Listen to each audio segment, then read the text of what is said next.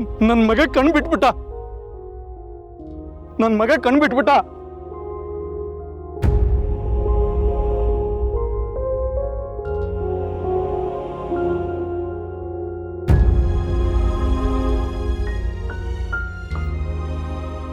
ಇನ್ನು ಪ್ರಾಣಕ್ಕೇನು ಭಯ ಇಲ್ಲ. ಮುಂದಿನ 2 ಗಳಿಗೆ ಅವನಿಗೆ ನೀರು ಕೂಡ ಕುಡಿಸ್ಬೇಡಿ, ಆಹಾರನೂ ಕೊಡಬೇಡಿ. ಈ ಸೊಪ್ಪು ತಗೊಳ್ಳಿ. ಈ ಸೊಪ್ಪನ್ನ ಹಿಂಡಿ ರಸ ತೆಗೆದು 4-5 ಹನಿ ಅವನ ಬಾಯಿಗೆ ಹಾಕ್ತಾ ಇರಿ. ವಿಷ ಸಂಪೂರ್ಣವಾಗಿ ಹಿಡಿದೋಗುತ್ತೆ. ಆಮೇಲೆ ಅವನೇನು ಕೇಳ್ತಾನೋ ಅದನ್ನು ಚೆನ್ನಾಗಿ ತಿನ್ನಿಸಿ. ಆಮೇಲೆ ನೀರು ಕುಡಿಸಿ. ಒಂದು 2 ದಿವಸದಲ್ಲಿ ಸಹಜವಾಗಿ ಎದ್ದು ಓಡಾಡ್ತಾನೆ. ಯಾರ ತಾಯೇ ನೀವು? ದೇವ್ರು ಬಂದಾಗ ಬಂದು ನನ್ನ ಮಗನ ಪ್ರಾಣ ಉಳಿಸ್ಬಿಟ್ರಿ.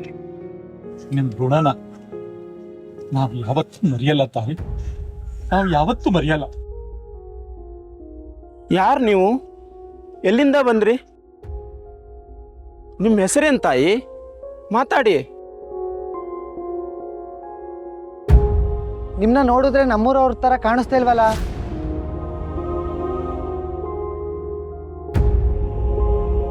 ತಾಯೇ, ಅಮ್ಮ, ತಾಯೇ. ಆಚಾರ್ಯ, ಯಾರು ಇವರು? ಯಾವುದೋ ಮಾಯದಲ್ಲಿ ಬಂದರು, ಮದ್ದು ಕೊಟ್ಟರು, ಜೀವ ಉಳಿಸಿದ್ರು. ಯಾರು ಅಂತಾನೆ ಹೇಳದೆ ಹೊರಟು ಬಿಟ್ರಲ್ಲ.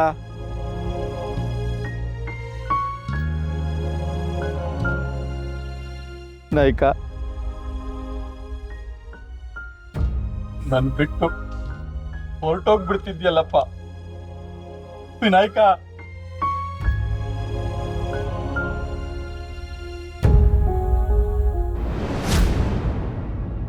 ಪಾಂಡವರು ವನವಾಸದಲ್ಲಿದ್ದಾಗ ಶ್ರೀಕೃಷ್ಣ ಪರಮಾತ್ಮ ಅವರನ್ನ ಭೇಟಿ ಮಾಡಬೇಕು ಅಂತ ಬರ್ತಾನೆ. ಪಾಂಡವರು ಆಹಾರ ತರೋಕೆ ಅಂತ ಕಾಡಿಗೆ ಹೋಗಿರ್ತಾರೆ. ಕುಂತಿ ಪರ್ಣಕುಟೀರದಲ್ಲಿರ್ತಾಳೆ. ಶ್ರೀಕೃಷ್ಣ ಪರಮಾತ್ಮನನ್ನ ಪ್ರೀತಿಯಿಂದ ಎದುರುಗೊಳ್ತಾಳೆ. ಕುಶಲೋಪರಿ ವಿಚಾರಿಸ್ತಾಳೆ. ಕುಳಿತುಕೋ ಪರಮಾತ್ಮ ಅಂತ ಹೇಳ್ತಾಳೆ. ಆಗ ಕೂತ ಶ್ರೀಕೃಷ್ಣ ಪರಮಾತ್ಮ ಆಕೆಯ ಸಂತೃಪ್ತ ಮುಖಭಾವ ನೋಡ್ತಾ, ಅತ್ತೆ, ನೀನು ಮಹಾರಾಣಿಯಾಗಿ ಅರಮನೆಯಲ್ಲಿದ್ದವಳು, ಈಗ ವನವಾಸದಲ್ಲಿದ್ದೀಯೇ, ನಿನಗೆ ದುಃಖ ಆಗೋದಿಲ್ವೇ ಅಂತ ಕೇಳ್ತಾನೆ. ಆಗ ಕುಂತಿ ನಸು ನಗುತ್ತಾ, ನನಗೇಕೆ ದುಃಖ ಕೃಷ್ಣ? ಧರ್ಮರಾಯನಂತ ಸತ್ಯನಿಷ್ಠ, ಭೀಮನಂತ ಬಲಶಾಲಿ, ಅರ್ಜುನನಂತಹ ಲೋಕವಿಖ್ಯಾತ ಬಿಲ್ಲುಗಾರ, ನಕುಲ ಸಹದೇವರಂತಹ ಮಹಾಶೂರರಾದ 5 ಪುತ್ರರು ಮತ್ತು 5ರನ್ನೂ 5 ಬೆರಳುಗಳ ವಜ್ರ ಮುಷ್ಟಿಯಂತೆ ಹಿಡಿದಿಟ್ಟಿರುವ ವೀರ ವನಿತೆ ದ್ರೌಪದಿಯಂತಹ ಸೊಸೆಯಾಗಿರುವಾಗ ದುಃಖವೆಲ್ಲಿರುವುದು ಕೃಷ್ಣ? ಕಳೆದುಕೊಂಡಿದ್ದು ಕೇವಲ 1 ರಾಜ್ಯವಷ್ಟೇ. ತಾನು ಕೇಳಿದರೆ ಭೂಮಂಡಲವನ್ನೇ ಗೆದ್ದುಕೊಡಬಲ್ಲ ಮಕ್ಕಳು ಸೊಸೆ ಇರುವಾಗ ದುಃಖ ಎಲ್ಲಿಂದ ಬಂತು ಕೃಷ್ಣ? ಆಗ ತೃಪ್ತನಾದ ಶ್ರೀಕೃಷ್ಣ ಪರಮಾತ್ಮ ನನ್ನನ್ನು ನೋಡಿದವರೆಲ್ಲ ಏನೇನೋ ವರಗಳನ್ನ ಕೇಳ್ತಾರೆ. ನೀನು ಏನಾದರೂ ಕೇಳು, ಕೊಡ್ತೀನಿ ಅಂತ ಹೇಳ್ತಾನೆ. ಆಗ ಕುಂತಿ, ಕೊಡುವುದಾದರೆ ನನಗೆ ಕಷ್ಟಗಳನ್ನೇ ಶಾಶ್ವತವಾಗಿ ಕೊಡು ಅಂತ ಹೇಳ್ತಾಳೆ.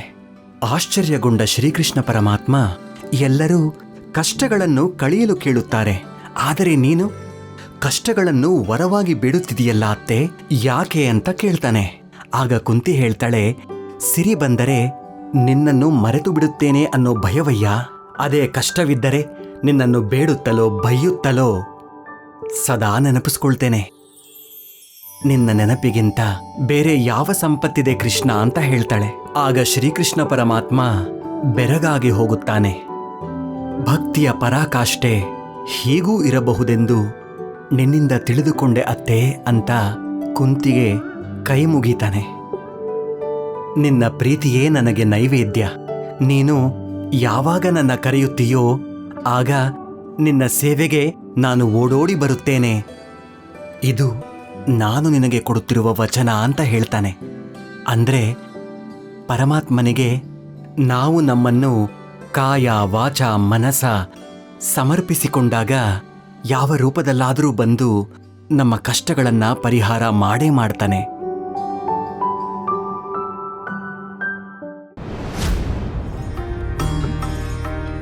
ತಾಯಿ,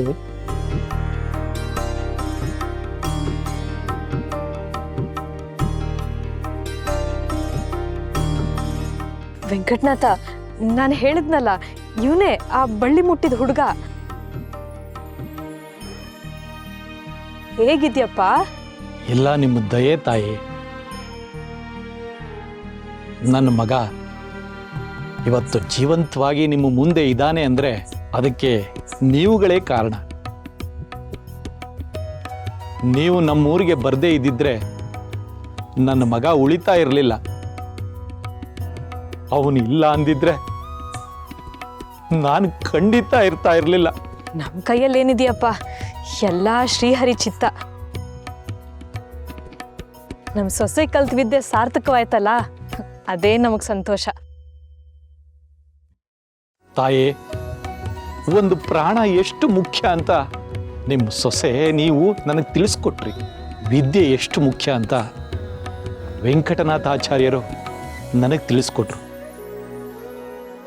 ಆಚಾರ್ಯರೇ, ನನ್ನ ಮಗ ಸಾಧ್ಯವಾದ ವಿದ್ಯೆಯನ್ನೆಲ್ಲ ಕಲಿಬೇಕು. ಅದಕ್ಕೆ ಅಕ್ಷರ ಬೇಕು. ಇಂದಿನಿಂದ ನನ್ನ ಮಗ ನಿಮ್ಮ ಶಿಷ್ಯ. ಅವನಿಗೆ ವಿದ್ಯಾದಾನ ಮಾಡಬೇಕು ಅಂತ ನಿಮಗೆ ಕೈ ಮುಗಿದು ಪ್ರಾರ್ಥನೆ ಮಾಡಿಕೊಳ್ತೇನೆ. ಕೇಶವಾಚಾರ್ಯರೇ, ನಮ್ಮ ಪ್ರಯತ್ನ ಪ್ರಾಮಾಣಿಕವಾಗಿದ್ದರೆ ಭಗವಂತ ಯಾವುದಾದ್ರೂ ರೂಪದಲ್ಲಿ ಬಂದು ಸಹಾಯ ಮಾಡ್ತಾನೆ ಅಂತ ಈಗಷ್ಟೇ ಹೇಳ್ತಾ ಇದ್ದೆ. ಅದು ನಿಮ್ಮ ರೂಪದಲ್ಲಿ ನಿಜ ಆಯಿತು ನೋಡಿ. ನಿಮ್ಮ ಮಗನಿಂದಾನೆ ವಿದ್ಯಾಪೀಠ ಪ್ರಾರಂಭ ಆಗ್ತಾ ಇರೋದು. ಇದು ತುಂಬ ಒಳ್ಳೆ ಬೆಳವಣಿಗೆ.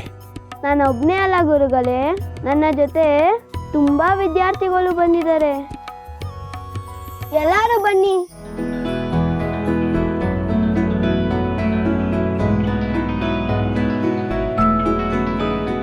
ಪ್ರಣಾಮಗಳು ಗುರುಗಳೇ. ಶ್ರೀಹರಿ,